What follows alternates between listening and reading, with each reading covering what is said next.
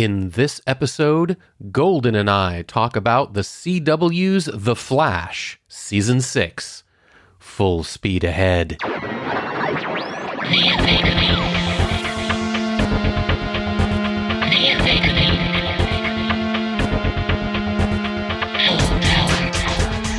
Welcome to the Omega Beam number 79. I'm your host, Oren Merton, and I hope you're all healthy and well. So we've reached the point in the year where the remaining Arrowverse shows are winding down their abridged seasons, and starting with The Flash, we're going to cover our thoughts on those seasons. You can stream all the seasons for free on the CW website or their app, so we're going to try and keep spoilers to a minimum, just in case you haven't caught it yet and still want to listen to our podcast. So without any further ado, let's get to it. I am here with Golden to talk about The Flash, Season 6, which has ended. It isn't, unfortunately. In a flash. Exactly. It's not the ending that they imagined.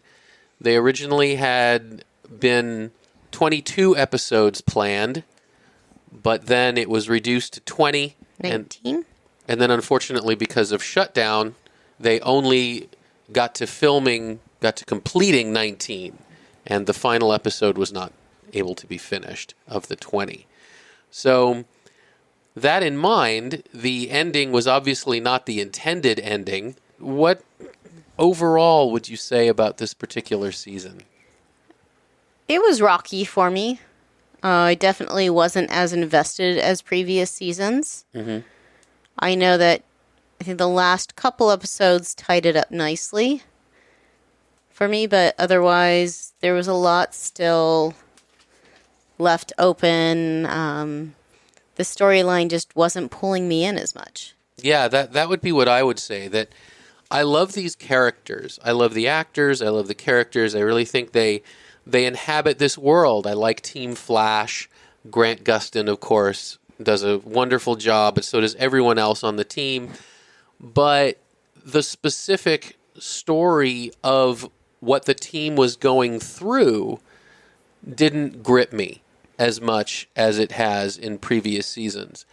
And I do think, like you said, I felt that it was coming more into its own later in the season, but I did feel that it didn't really grip me, which is interesting because I think that the crossover from this season, that the Crisis on Infinite Earths was the great. Crossover was. Yeah. Well, the crossover just had everything. Exactly. And everyone, yeah, literally. They threw in the kitchen sink. They said, we're going to go big, and they went super big with the whole universe, even bringing in the film universe.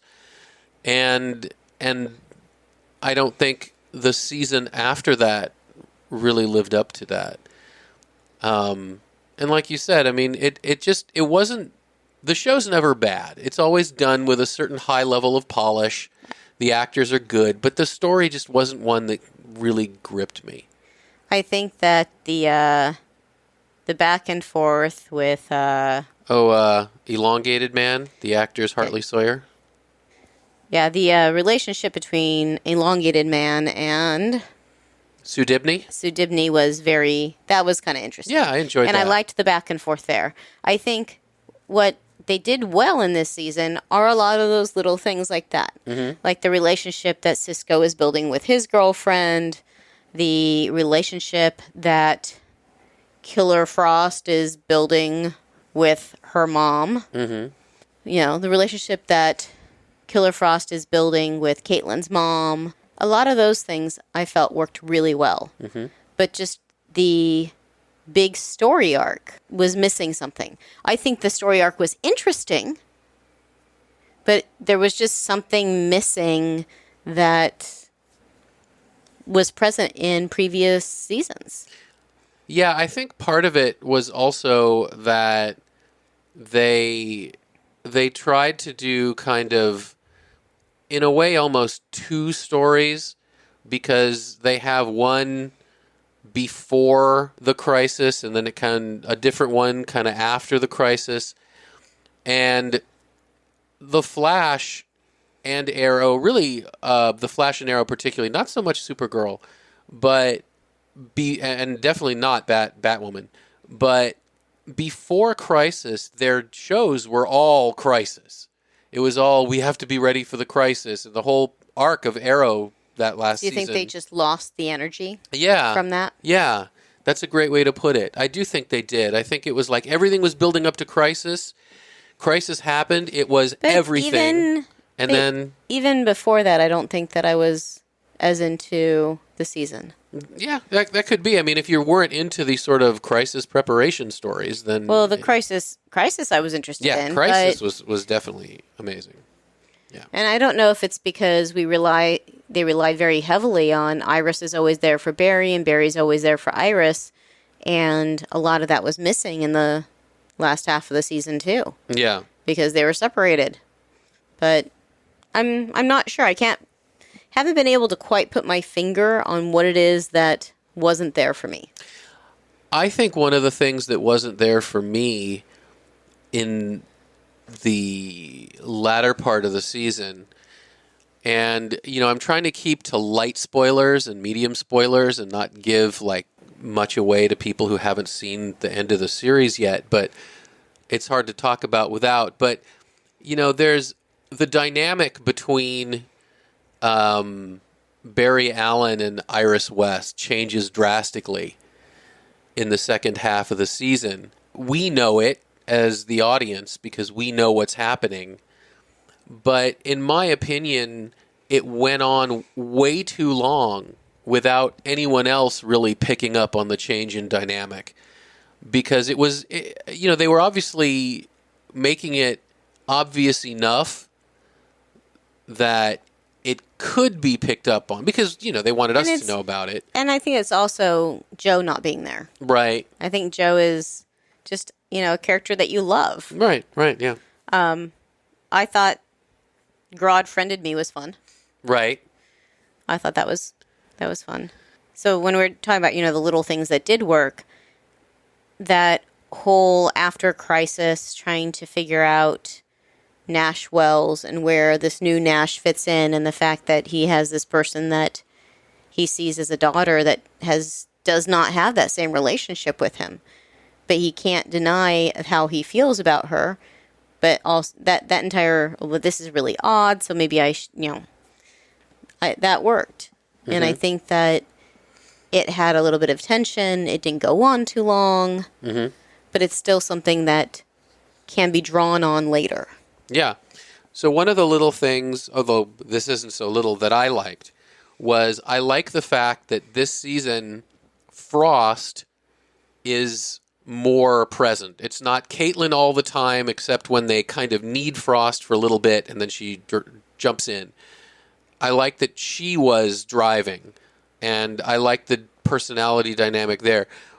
But speaking of powered characters and metahumans and all that, one of the things I didn't like is at the end of last season, Cisco decides he wants to dump his powers. Yeah, well, neither one of us liked that. And I thought that was just an incredibly stupid choice.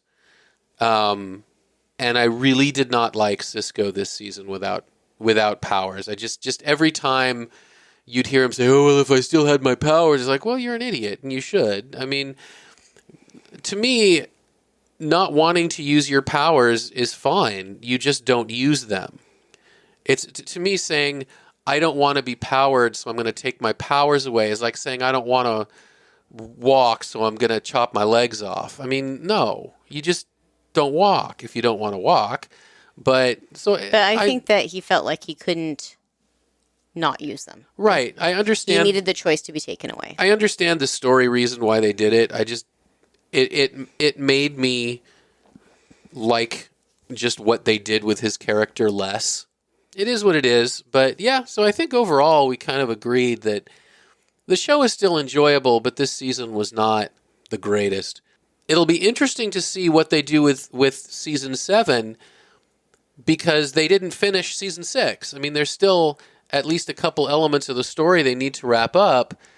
And is that going to be rolled into season 7? What's that? I was listening to an interview with Grant Gustin on Michael Rosenbaum's podcast, and he said he didn't know if they were going to film the last couple scripts of season 6 and just tack it onto season 7, or if they were instead going to roll those scripts into what season 7 will be and rewrite season 7. You know, they don't give them the scripts this early. They also don't know how filming is going to work and all of that. The shows are not going to be back on the schedule until 2021, but that means that they will probably end up starting at least a few months before that, and it'll have everything to do with, you know, what the rules and regulations are in Vancouver where they film at the time. So, and I also don't pay a lot of attention to the news about the different actors and actresses, and so I was not in the know.